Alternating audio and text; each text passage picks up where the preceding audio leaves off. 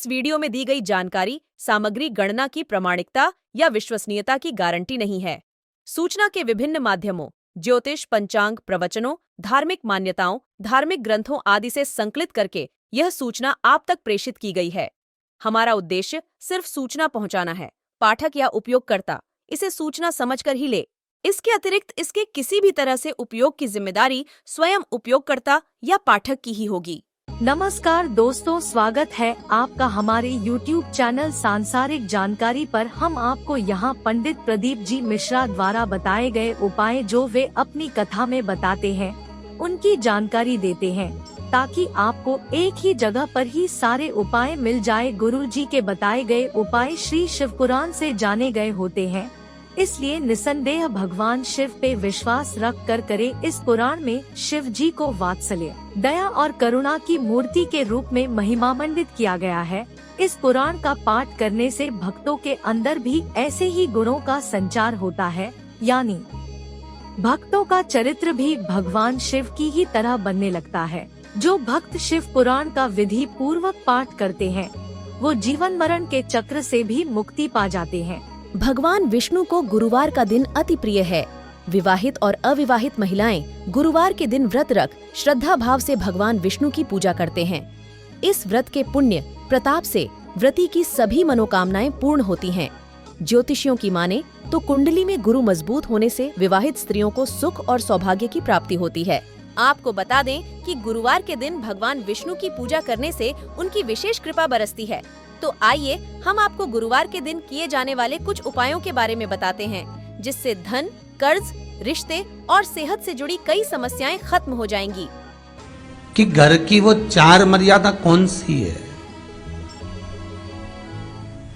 जिस मर्यादा में नारी रहे तो उस घर में संपदा नहीं घटती, उस घर की संपदा को समाप्त नहीं किया जा सकता।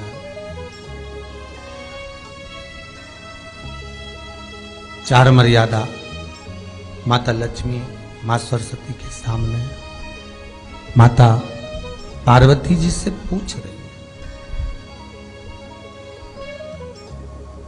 वो मर्यादा है कौन सी?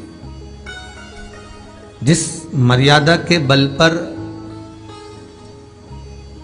एक जो घर बसता है, घर जो बसाया जाता है, उस घर में सुख, सौभाग्य, संपदा, सत्ता, वैभव, प्रतिष्ठा, यश, कीर्ति, आरोग्यता, ये सब वहां रहे।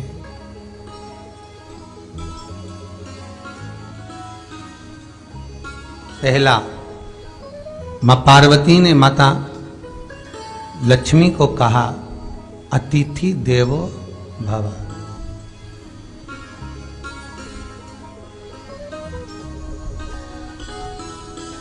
हमारे दरवाजे पर जब कोई अतिथि आए, हमारे दरवाजे पर कोई मेहमान आए, तो हम उसका आदर करें। परिवार के लोग जो आदर कर रहे हैं वो अपनी जगह पर है, भाई आदर कर रहा है वो अपनी जगह पर है, जेठ आदर कर रहा है वो अपनी जगह पर है, देवर मान सम्मान दे रहा है वो अपनी जगह पर है। पर सबसे पहला सम्मान घर की स्त्री को अतिथि का करना चाहिए।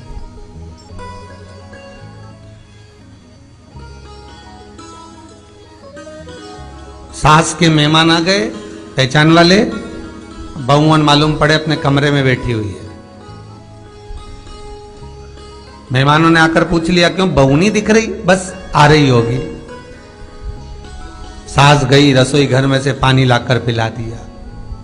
फिर मेहमानों ने पूछा, बहू नहीं दिख रही? बस आती होगी। 2 बार सास ने गिलास भी गिरा दिया कि एक आध तो आ जाओ रही ऊपर से, पर नहीं। जब सास ने चाय रख दी और चाय रखकर सास फिर लेकर आई, तो बहुओं के मन में आया, चलो सास ने चाय बना दी है, खुशबू ऊपर आ गई है, अब चलते हैं। और बहू फिर नीचे आई। जो मौसी आई थी, काकी आई थी, बुआ आई थी, चाची आई थी, उनको प्रणाम करा और अंदर जाकर चाय जो बनी थी उसको पिया।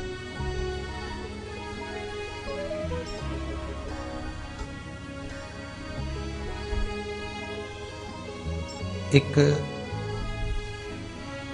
गरुड़ पुराण में लिखा है 94 तरह के नरक में एक नरक है जो दरवाजे पर आए हुए अतिथि का सम्मान नहीं करता,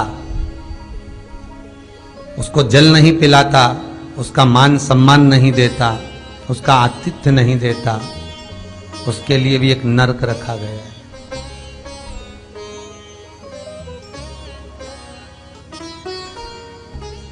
हजारों नरकों में एक नरक वो भी है जिसका हमने आतिथ्य ना करा हो। मेरा बहुओं से निवेदन है, सास के रिश्तेदार आए तो आप उनका भी आदर करिए, और आपके रिश्तेदार आए तो आप उनका भी आदर करिए। जेठानी के रिश्तेदार आए तो आप उनका भी आदर करिए, और देवरानी के रिश्तेदार आए तो आप उनका भी आदर करिए। आप किसी न किसी रूप में जो अतिथि आया है वो न जेठ का है, न देवर का है, न वो सास का है, अतिथि घर का है, किसी एक व्यक्ति का अतिथि नहीं है।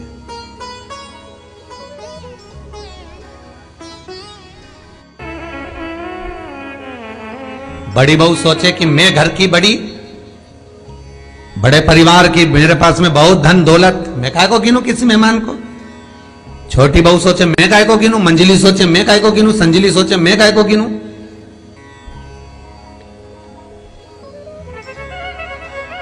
तुम्हारे माँ बाप आए, सास अगर तुम्हारे पिता से, तुम्हारी माता से बात ना करे, देवरानी बात ना करे, जेठानी बात ना करे, तो तुम्हें कैसा लगेगा कि तुम्हारे माँ बाप आए और किसी ने सम्मान नहीं करा।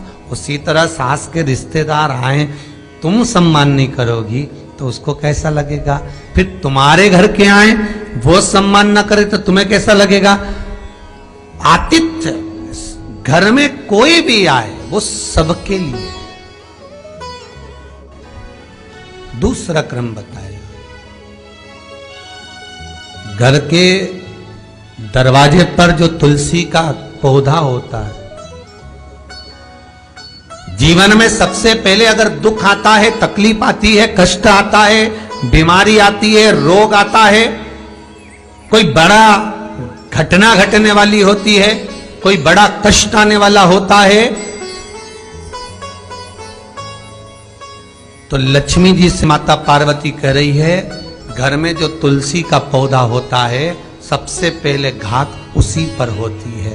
तुलसी का पौधा सूख जाता है, समाप्त हो जाता,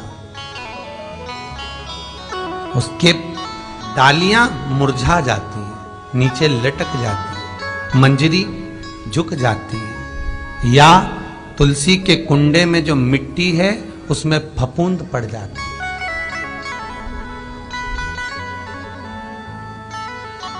कितना सुंदर बात कही है महाराज।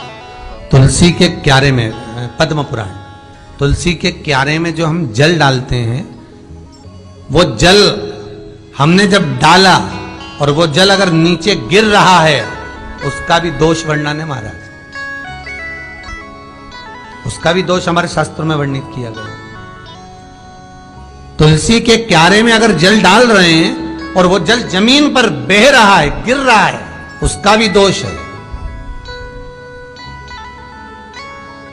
तुलसी के क्यारे में उतना ही जल दिया जाए जितनी मट्टी सोख ले, 2-4 8 बूंद पानी गिरे चल जाएगा। तुलसी के क्यारे में छिद्र रहता है, बूंद बूंद पानी टपक जाए वो चल जाएगा। पर तुमने तुलसी के क्यारे में जो जल भरा, लोटा भर भर के डाल दिया, और ऊपर से जो जल कुंडा भरा कर उलीच में से, अर्थात भराने के बाद जो नीचे गिर रहा है, वो दोषपूर्ण है महाराज, उसकी दोष था।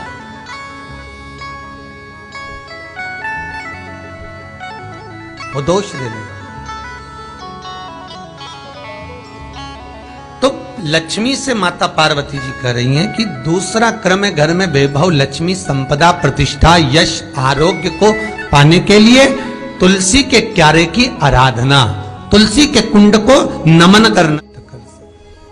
तीसरा क्रम कहा,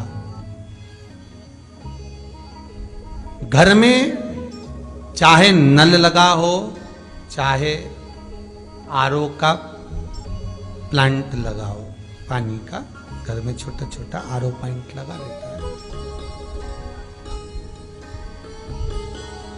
फिर भी घर के अंदर रसोई घर में एक छोटा सा मटका, मटका नहीं तो हंडा, हंडा नहीं तो बाल्टी, बाल्टी नहीं तो कलसा, पानी का भरा हुआ जो नारी रखती है, दूसरे दिन उस पानी को बाहर ढोल कर फिर वापस धोकर भर लेती है। मटका रोज धुलता है, हंडा रोज धुलता है, प्रतिदिन का।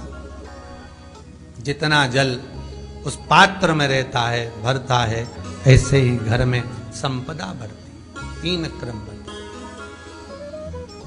चौथा, नारी के मस्तक पर